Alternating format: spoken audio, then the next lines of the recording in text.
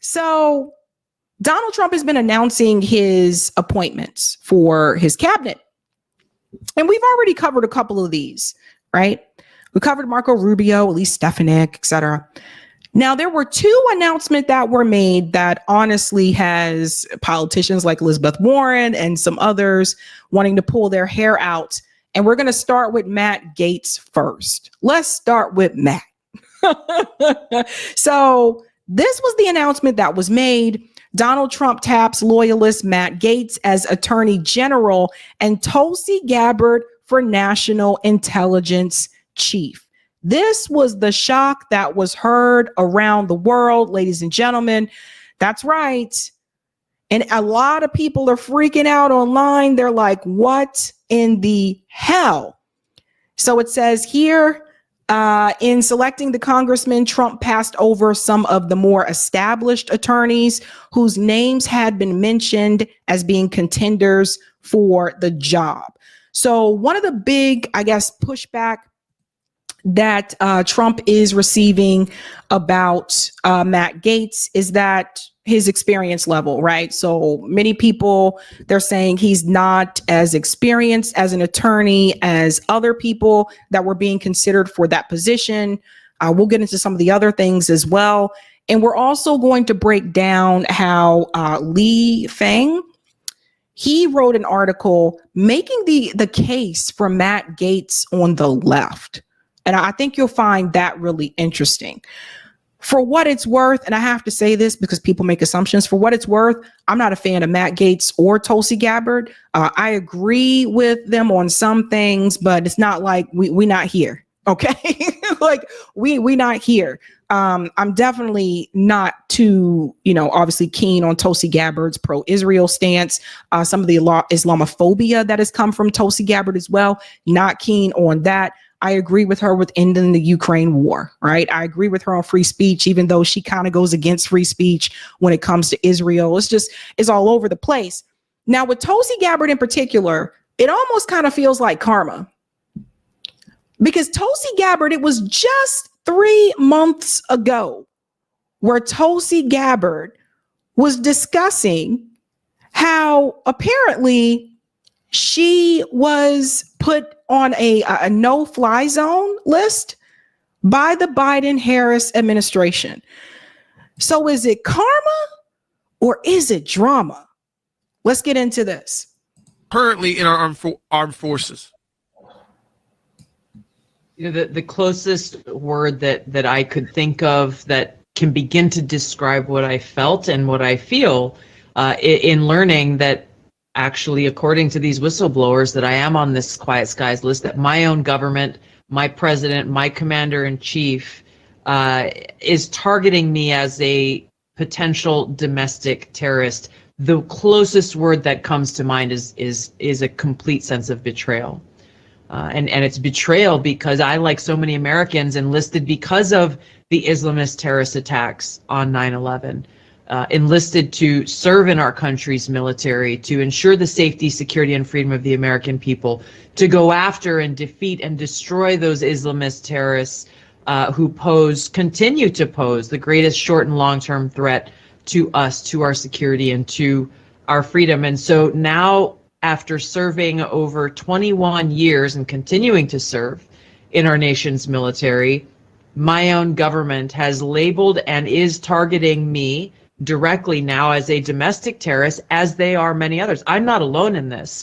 Of course, this list is not being made public, but we can look to what the Biden-Harris administration has done in multiple cases of how they have, there have been leaked conversations, leaked files, leaked documents, and even statements they've made in public saying that this threat of domestic terrorism and extremism is so great, and often very likely it is those in the military or military veterans who are these potential threats here at home.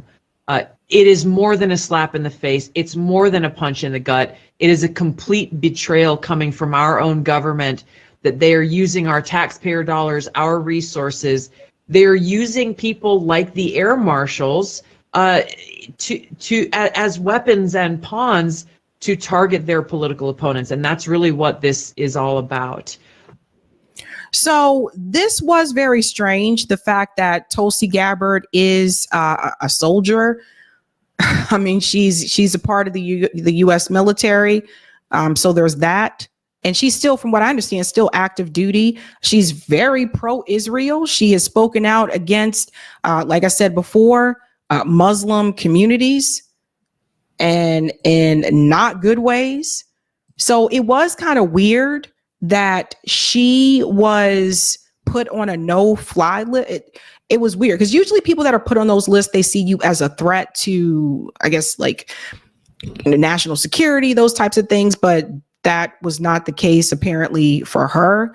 Usually you wouldn't target someone who's active duty military. And like I said, again, she's very pro-Israel. But nevertheless, Donald Trump chose her to be the director of national intelligence. So it's almost like this is some sort of karma for Tulsi. It's karma come back around, because it's like the Biden-Harris administration, they put her on the no-fly list, and now she gets this appointment of the director of national intelligence.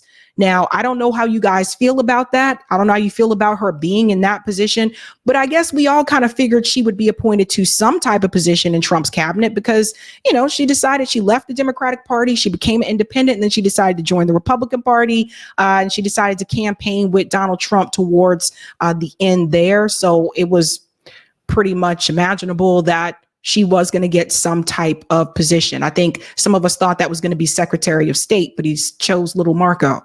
So there's that. She happily has accepted this position. In fact, she was on Fox News to discuss that. I want to get into this video here. What an exciting time to be alive. Here now, newly nominated Director of National Intelligence, Tulsi Gabbard. Well, first of all, congratulations, Tulsi. We're all very proud of you. Take us into the room or the airplane when this was offered to you. How did it go down? We had a great conversation and talked a little bit about the work that needs to be done. And I was grateful and honored to accept President Trump's offer to serve our country and support his objective to defend the safety, security, and freedom of the American people as the Director of National Intelligence. How do you think foreign capitals are taking your nomination and the nomination of other people in the national security apparatus? It's a good question. I think President Trump has already shown how active he has been in not waiting around for day one on January 20th or 21st, but he's already leading. He's already engaging with so many of these world leaders around the world on the phone constantly. And he's showing the kind of leadership that the American people voted for. Do you expect resistance from the inside? Because there was a lot of resistance in the first term. And how would you deal with that? The American people delivered quite an incredible mandate for change in this election, with the popular vote and the electoral vote overwhelmingly saying, hey, we want Donald Trump as president, and we've had enough of the Harris-Biden regime. Of course, there's going to be resistance to change from the swamp in Washington. I think that's kind of the point. The American people are saying, hey, stop looking at yourselves, stop focusing on your own power, your own position, your own bank accounts. How about we have leaders in Washington who are actually looking out for the American people? And on every issue across the board, that's really what it comes down to with what President Trump is trying to accomplish is we have to make sure that our government puts the interests of the American people first. Okay, so to that point, that would mean Israel as well. Like, we need to stop putting Israel first. Stop giving Israel billions of dollars every year. You know, even before October 7th, we were giving all this money to Israel. So we're not putting America first when we're giving money to Israel. We're not putting America first when we're making sure that Netanyahu gets whatever he wants and whatever he needs, right? So it's not just about Zelensky walking into Congress and walking out with a blank check. It's also about Netanyahu walking into Congress and walking out with a blank check as well. Here's the thing about Tulsi that I have to mention as well. Tulsi Gabbard, you have to remember, she was in the Democratic Party. She was a congresswoman for her state of Hawaii. And at that point in time, she was considered to be the next big thing. So like the Hillary Clinton, crew, they really were promoting and propping up Tulsi Gabbard at that point in time. Things changed when Tulsi Gabbard decided to endorse Bernie Sanders in 2016 instead of Hillary Clinton. After that, the Democrat leadership was done with Tulsi Gabbard. She still went on in 2020 to run for president as a Democrat presidential candidate. So she was still part of the Democratic Party at that point. And at that point in time, there were some people that supported Bernie in 2016 that did move over to support Tulsi because she was talking more about ending the wars. She agreed with Medicare for All, but I think her version of Medicare for All was different than the bill that Bernie Sanders was putting forward, right? So she still agreed with some of those progressive policies, but some people found her campaign more interesting because she was calling out more about the wars, etc. But of course, you remember her probably the most from taking out Kamala Harris on the debate stage, right? So that's what a lot of people remember her from. Obviously, she did not make it further in the Dem primary. And then for a while, you didn't hear from her until it was between Bernie Sanders and Joe Biden. And this time around, instead of endorsing Bernie Sanders, Tulsi Gabbard endorsed Joe Biden. And I didn't know if at that time, maybe that was her way of trying to get back in the good graces of the Democratic Party, or if it was her trying to say, no, we have to stop Donald Trump. I'm not sure if Tulsi ever really explained the reasoning for that. But I would say it was probably her way of trying to get back in the good graces of the Democratic Party, but it didn't work, right? And she became frustrated with the Democratic Party. She started to make more appearances on Fox News. I think she was like a guest correspondent at one point. The next thing I know, she announces that she's leaving the Democratic Party, and she discussed this on Joe Rogan. She gave several reasons for this. And then not too long ago, she decided to join the Republican Party. So I always kind of saw Tulsi Gabbard as an opportunist. I felt like she went with what worked with her at that point in time. And that's kind of like how she moved. And so she was able to get something out of this opportunity, right? Because she went along with Trump. She joined his campaign. And now she has a position, which is the position of the Director of National Intelligence. We'll go on a little bit more here. How did you think the Biden meeting went today? It was interesting to see that Biden didn't seem to be able to stop smiling. For them to have sat there for what she said a couple hours and good. I'm glad that they sat there. They had a seemingly good conversation. President Trump, I'm sure, is eager to get to work and glad to be back there. What do you think Kamala's thinking right now? I can't even begin to venture how she's feeling right now. The amazing thing is what I hope the American people are feeling is a sense of hope. And frankly, Jesse, I've been heartened to see how engaged people continue to be, even though the election is over, that they're really looking forward to making sure that their voices are continued to be heard as we go through these next couple of months, as President Trump takes office, as he begins to lead this significant change in our government. To me, this is what an active and thriving democratic republic looks like. It's not just centered around an election every 2 years or every 4 years. It's going to continue to require an active populace in this country in order to bring about this kind of change that makes sure we have truly a government of, by, and for the people. And I want to show you something here, guys, right? So I want you to take a look at this picture, right? This picture here of Joe Biden and Donald Trump. Notice how he's smiling. Joe Biden's smiling, doesn't seem to be that frustrated. People were making jokes on Twitter and they were saying, I wonder if Biden voted for Trump. But it just goes to show you at the end of the day, it is one big club, right? So Donald Trump and Joe Biden, at the end of the day, they can go to the same country club. Yes, there's the partisan, one's Democrat, one's Republican, but at the end of the day, they can go to the same country club. Now, I thought that according to the media and according to Joe Biden, didn't he say that the Trump supporters were garbage? People were saying that Donald Trump was Hitler and he was a threat to democracy. Does Joe Biden in this picture look like he's sitting next to a threat to democracy to you? No, this is just all a part of the partisan game. So we have to pay attention to those types of things. Now, again, Matt Gaetz. Now we move on to him. He was appointed the position of Attorney General, and people really, if you thought people lost it over Tulsi, people really lost it over Matt Gaetz. In court, of course, excuse me, can't talk tonight. It's blah, blah, blah, blah, blah. Of course, this clip here from MSNBC News shows just that, how people are freaking out. They said, oh, hell to the no, not that guy. So Andrew Weissman, this to me, while shocking and galling, is the least surprising thing Trump has done since he won. I think since he won Tuesday night, yesterday he put Marco Rubio atop the State Department, and people at this table said, oh, this isn't going to be so bad. On Monday, he made the announcement that he would turn to recess appointments. It's obvious that this trio of Fox News anchors, Matt Gaetz, whose biggest war in Washington is with Kevin McCarthy, and Tulsi Gabbard, was what the recess appointment was all about. Yeah, I sort of had two reactions to this announcement, and one is very similar to yours, which is we have in the president-elect somebody who is clearly not tethered to facts or law. With respect to facts, we know he has said repeatedly that there was a fraud in the election, he won it, and we know that is not true, and he lost all of the cases but one, and that one was on some technical issue.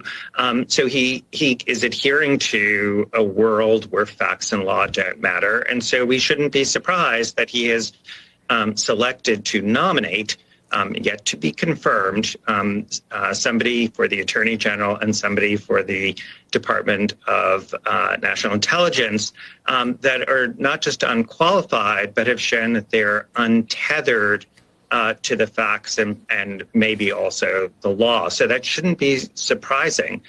And the other is really this idea of that somehow Matt Gaetz is going to be the person who prevents and stops weaponization when he is the exhibit A to weaponization. I mean, we are in pure George Orwell 1984 land where, they say black is white and we're supposed to believe it.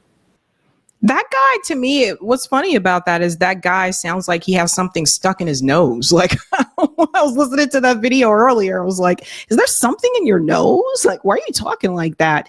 But Matt Gaetz, right? So the biggest complaint you're going to hear from people is that he is not qualified for that position. They don't feel that he has enough experience. And then there's also the issue with the 17-year-old girl. Now, Matt Gaetz has talked about this before. Apparently, if I remember correctly, to his statement, I believe he said that he didn't, or she lied about her age or something like that. I don't know, but that's one of the things that, again, it's being brought up because he has been appointed to that position. You're going to hear that here. Listen to this. You got to think about this guy. This is a guy that the media didn't give a time of day to after he was accused of sleeping with an underage girl. And there's a reason why no one in the conference came and defended him, because we had all seen the videos he was showing on the House floor that all of us had walked away of the girls that he had slept with. He'd brag about how he would crush ED medicine and chase it with an energy drink so he could go all night. This is obviously before he got married. And so when that accusation came out, no one defended him, and then no one on the media would give him a time of the day. All of a sudden he found fame because he opposed the Speaker of the House back in November. And he's always stayed there, and he was never going to leave until he got this last moment of fame by going after a motion to vacate. So apparently, I guess he can't be Attorney General because he was trying to have sex all night long. I don't know. It's important to know Congressman Gaetz has never been charged with any sex trafficking crime, and he gave this statement to CNN in response. I don't think Mark Wayne Mullen and I have said 20 words to each other on the House floor. This is a lie from someone who doesn't know me and who is coping with the death of the political career of his friend Kevin. Thoughts and prayers. I'm joined now by Republican. Thoughts and prayers. Oh my God. That was interesting. Now, Tara Reid has a different position about this because Matt Gaetz was very helpful to her and her situation. She said, for anyone being critical of Matt Gaetz being selected, you are wrong. He's an excellent choice. He cares about people, and I know this firsthand. He will be amazing in the position of Attorney General, and if it wasn't for him, I would not be safe. Congressman Gaetz and Congresswoman Marjorie Taylor Greene, listen to me, when I was being targeted by the Biden DOJ. Maybe now truth and justice can prevail for all Americans. So remember, Matt Gaetz was the one that warned Tara Reid not to return back to the U.S. because she would probably be detained. This is during the time when she was visiting Russia to promote her book. So he has been very helpful to her. Matt Gaetz also has been very vocal about censorship. Remember, he was one of the most vocal congressmen that was a part of the weaponization hearing that I've shown before on this show. And you're going to hear a different perspective about this. Again, now, Matt Gaetz is not someone that I agree with on most things, right? But Lee Fang wrote an article titled "Why the Left Should Welcome Matt Gaetz." And there are a couple issues where I think the left would side with Matt Gaetz on. Again, other than that, I don't agree with him on much. So just make that very clear. But certain things, and I want to bring this up here, and shout out to Lee Fang for writing this, looking at a different perspective. The left should welcome Matt Gaetz as Attorney General. Let's listen to this. Can I make it a little bit bigger? Okay. Oh, I guess that's just how this website is. Okay, there we go. Gaetz may be known as a bombastic MAGA supporter in the eyes of the media. He live streams, he podcasts, he trades barbs with political enemies with acidic bluster. But for those who have closely followed his legislative career, the Florida lawmaker represents a sharp break from the corporate-friendly orthodoxy of the modern Republican Party. Indeed, Gaetz' elevation will provide sprawling prosecutorial powers for continuing to push against special interest influence and corporate malfeasance. His record speaks for itself. From his perch on the House Judiciary Committee, Gaetz has promoted a surprisingly consumer-friendly agenda, routinely breaking with his GOP colleagues on crucial votes. Let's talk about one of those. Remember, he was one of the congressmen that refused to vote for Kevin McCarthy. Does everybody remember this? Remember how some of them decided to force the vote, what we wanted the squad to do?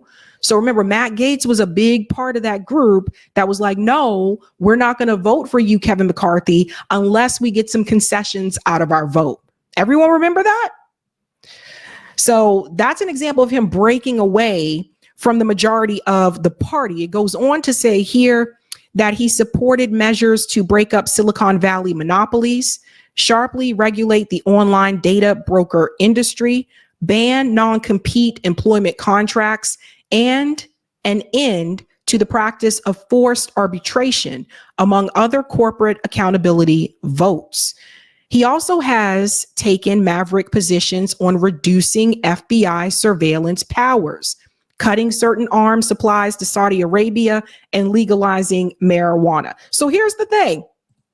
I can agree with him on those things. You know, I'm not pro FBI for the same reason I'm not pro cop. Okay. So I can agree with him on that. I agree with him on legalizing marijuana. I agree with him on the corporate regulations. I agree with him on banning non-compete in employment contracts. So I agree with him on some of these things. Let's get into the rest of it here, where it says, in addition, Gaetz has staked a position at times to the left of some establishment Democrats in the fight over ending Platform Monopolies Act, a bill designed to curb anti-competitive practices by Amazon and Google. Gaetz ended up supporting the legislation while California Democrats close to the tech industry, such as Zoe Lofgren and Eric Swalwell, voted against it.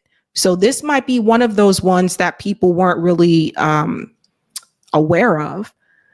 In an era of severe political polarization, the Florida representative has found opportunities to support actions of the Biden administration.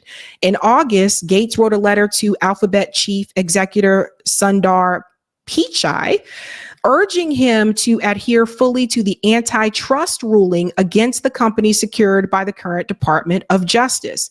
He has called on Trump to continue a corporate law enforcement pattern started by the Biden administration. I would hope that whoever is the next FTC chair would continue many of the cases that Chair Khan has brought against the predatory business. Now, Chair Khan is the one that Kamala Harris was considering removing.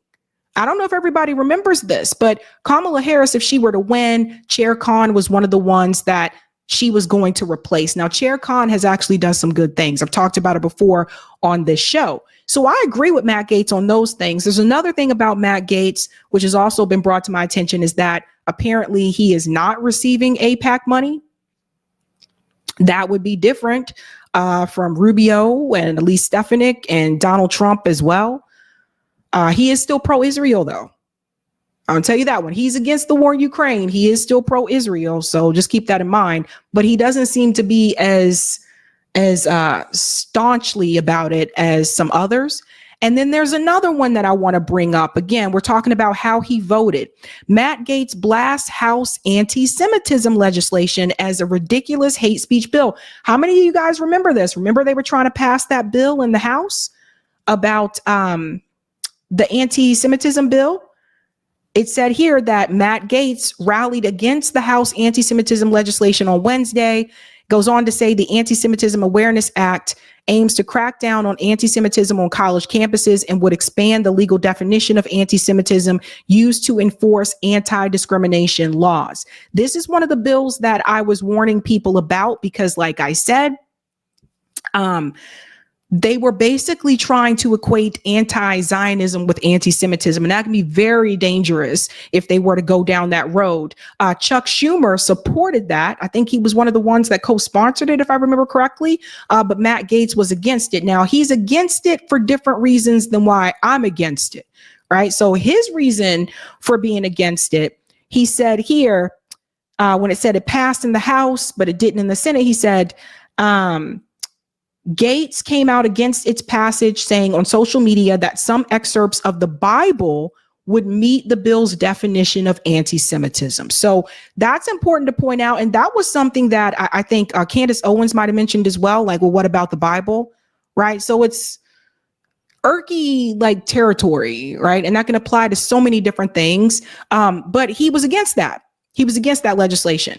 So there have been a couple of things that he was against that I do agree with. And I think that's why Lee Fang wrote that article and said, hey, you might agree with him on some of these issues. Do I agree with him about a bunch of other things? No, no, I don't. So it could be, part of it could be the fact of the way that he's voted on legislation, the fact that they feel like he doesn't have a lot of experience. And then part of it could be because of this, him confronting Merrick Garland, the current Attorney General. No, wait, hold on, Mr. Attorney General. Did you ever have a family member profit off of the notoriety of any case that you sat over? Say again, you're asking yes or no? me, you're asking me to comment on a case currently. Well, it seems you're connecting the dots, court. Mr. Attorney General. I'm just asking you as to a general principle, but you are aware that Judge Merchan's daughter was profiting off of this prosecution. You are aware that that creates the appearance of impropriety. You know the very reason there's a federal rule against judges giving donations is because it is the very attack on the judicial process that we're concerned about. I'm recognized for 5 minutes. Mr. Attorney General, you've told us that it's a dangerous conspiracy theory to allege that the Department of Justice is communicating with these state and local prosecutions against Trump. You can clear it all up for us right now. Will the Department of Justice provide to the committee all documents, all correspondence between the department and Alvin Bragg's office and Fonnie Willis's office and Letitia James's office? The offices you're referring to are independent offices of state. I get that. The question is whether or not you will provide all of your documents and correspondence. That's the question. I don't need a history lesson. Well, I'm going to say again, we do not control those offices. They make their own The question is whether decisions. you communicate with them, not whether you control them. Do you communicate with them, and will you provide those If you communications? make a request, we'll refer it to our Office of Legislative Affairs. But see, here's the thing. They You will come in respond here and you appropriately. lodge this attack that it's a conspiracy theory, that there is coordinated lawfare against Trump. And then when we say, fine, just give us the documents, give us the correspondence, and then if it's a conspiracy theory, that will be evident. But when you say, well, we'll take your request, and then we'll sort of work it through the DOJ's accommodation process, then you're actually advancing the very dangerous conspiracy theory that you're concerned about. Now, you were a judge, once nominated the highest court in our country. When you were a judge, I'm just curious, did you ever make political donations to partisan candidates? Uh-oh.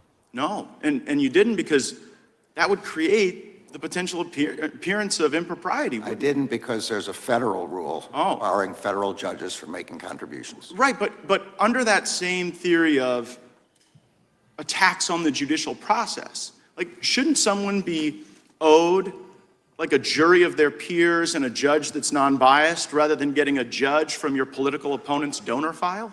I'm well aware that you're not asking a hypothetical. You're asking me to comment on a jury verdict in another jurisdiction which has to be respected. I won't comment on it. That case is still ongoing. The defendant Mr. Attorney General, indicated- I hadn't asked you about the verdict yet. We were getting there. I was talking about the judge. And so let me ask you this question about your time. Isn't this interesting that you have the current Attorney General, Merrick Garland, and at this point in time, Matt Gaetz just resigned, by the way. He just resigned from Congress because he's going to accept this Attorney General position with Donald Trump's cabinet here. But isn't it interesting that he was confronting the current Attorney General and now he might be Attorney General? And I say might because these positions still have to be voted on. So if there's one that may not make it, and here's the other thing, we need to talk about this. If there's one that may not make it, it would be Matt Gaetz' position, probably. I think he would be the one. He seems to be the one that people are trying to push out. And if that's the case, since he already resigned from Congress, you don't know where that would really leave him. But yeah, they still get to vote on these positions. And it seems like the Matt Gaetz choice seems to be the one that is receiving the most pushback. So just FYI, folks.